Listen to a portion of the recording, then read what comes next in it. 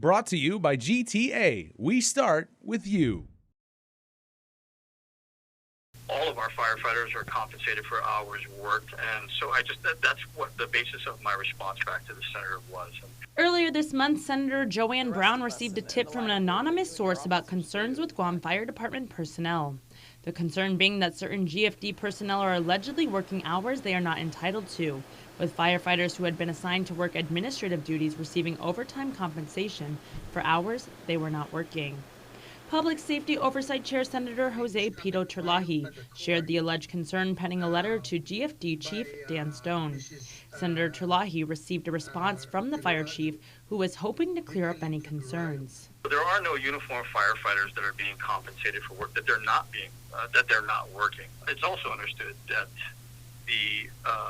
the work schedules for those firefighters that are performing administrative duties do not reflect that of those firefighters who work out at the fire stations, as the example.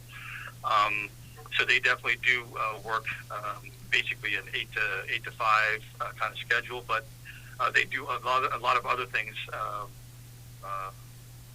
that would support the Guam Fire Department.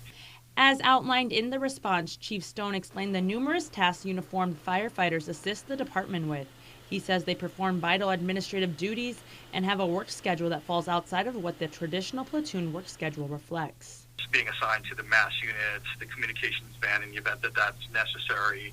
And then of course with the pandemic, they have absolutely been filling those roles that we need them to fill because we need all of our uniformed firefighters that are out of the stations now working.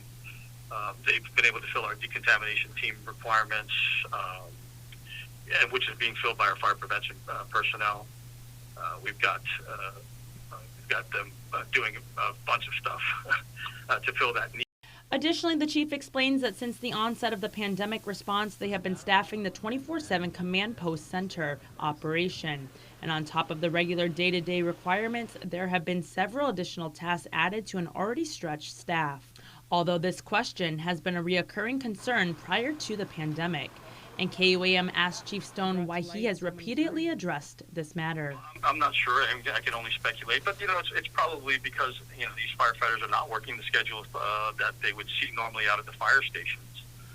But they are absolutely filling a very critical and necessary role for us here administratively, up at the headquarters, down at our training bureau, and our fire prevention bureau. So I'm not sure why the question keeps coming back up. But he says if anybody has any concerns, complaints, or unanswered questions, he encourages people to contact him directly or GFD's Staff Inspector's office. As for logging hours, he says the firefighters pulling administrative duties submit their timesheets like everyone else in the department, with timesheets going through several checkpoints starting at their supervisor to review by an assistant chief that validates the sheets before it comes to his desk. Chief Stone says he has yet to receive anything in return from Senator Terlaje.